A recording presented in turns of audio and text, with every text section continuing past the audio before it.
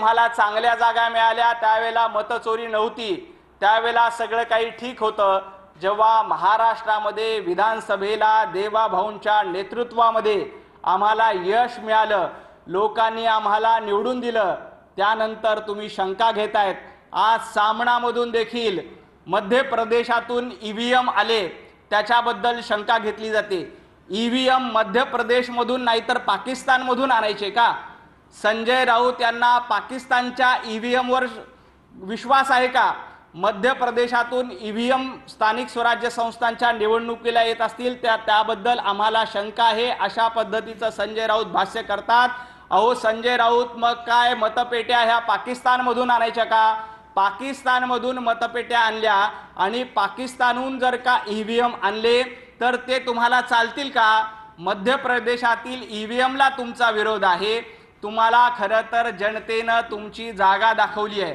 अशा पद्धतीचं ईव्हीएमवर शंका घेणं, अशा पद्धतीनं लोकांनी दिलेल्या मतदानावर शंका घेणं, हे लोकशाहीचा अपमान आहे आणि सगळ्यात महत्त्वाचं म्हणजे जनतेचा अपमान आहे.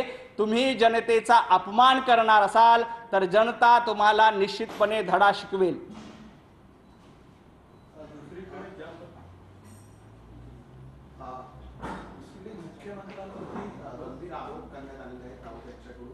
मुख्यमंत्री असा पहिला आरोप आहे, विशेष करून त्यांचे फोटो वेगवेगळ्या ठिकाणी लावण्यात आलेले होते वाढदिवसानिमित्त, त्याच्यावरून ही धावपळ. खरं तर देवेंद्रजी हे चिटकवलेले मुख्यमंत्री किंवा लटकवलेले नाहीत, तर लटकवलेलं कोण आहे? संजू भाऊ, तुम्ही लटकवलेले आहेत.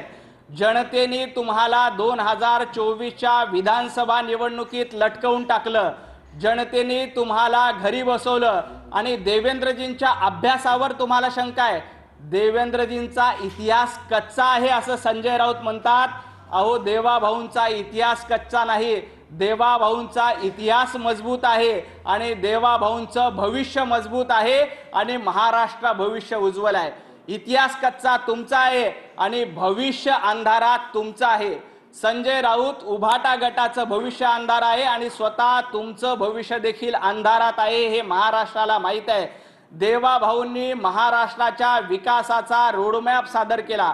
देवाभाऊंनी महाराष्ट्राच्या इतिहासामध्ये असे प्रकल्प केले की जे मागच्या 70 वर्षामध्ये कुठल्याही सरकारला जमले नाही. अशा पद्धतीचे प्रकल्प देवाभाऊंच्या नेतृत्वामध्ये झालेला आहे. त्यामुळे इतिहास तुमचा कच्चा आहे, भविष्य तुमचं अंधारात आहे. देवाभाऊंसह महाराष्ट्राचं भविष्य उज्ज्वल आहे, हे महाराष्ट्रातल्या जनतेला माहीत आहे. त्यामुळेच महाराष्ट्रातल्या जनतेनं एकदा दोनदा नाही तर 3 वेळेला देवाभाऊंना भरभरून आशीर्वाद दिले आणि त्याच आशीर्वादाच्या जोरावर, जनतेच्या विश्वासाच्या जोरावर देवाभाऊंचं नेतृत्व उभं आहे.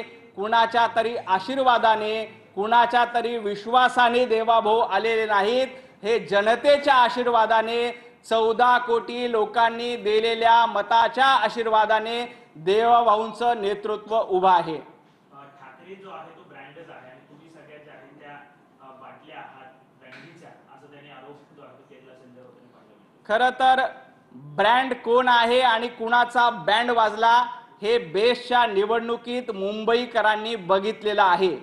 महाराष्ट्रामध्ये फक्त आणि फक्त भाजपचा ब्रँड आहे, फक्त आणि फक्त नरेंद्र मोदीजींचा ब्रँड आहे आणि फक्त देवाभाऊचा ब्रँड आहे. बाकी सगळ्यांचे बँड वाजवण्याचं काम जनतेनं वेळोवेळी केलंय. राहिला प्रश्न मुंबईचा, तर मुंबई महापालिका निवडणुकीच्या पार्श्वभूमीवर बेस्टच्या निवडणुकीत तुमचा बँड कशा पद्धतीने वाजला, मुंबईकरांनी तुम्हाला कशा पद्धतीनं घरचा रस्ता दाखवला, हे लोकांनी बघितलंय. संजू भाऊ, बँडच्या गप्पा आणि ब्रँडच्या गप्पा तुम्ही करू नका. तुम्ही ब्रँडी पिऊन आला असाल म्हणून अशा पद्धतीचं वक्तव्य तुम्ही करताय. मुंबईकरांनी दोन्ही हातांनी तुमचा बँड ठणठणीत वाजवून टाकला आणि तुम्हाला घरी बसण्याचं आवडतं काम दिलेलं आहे. त्यामुळं ब्रँडच्या गप्पा संजय राऊत यांनी करू नयेत.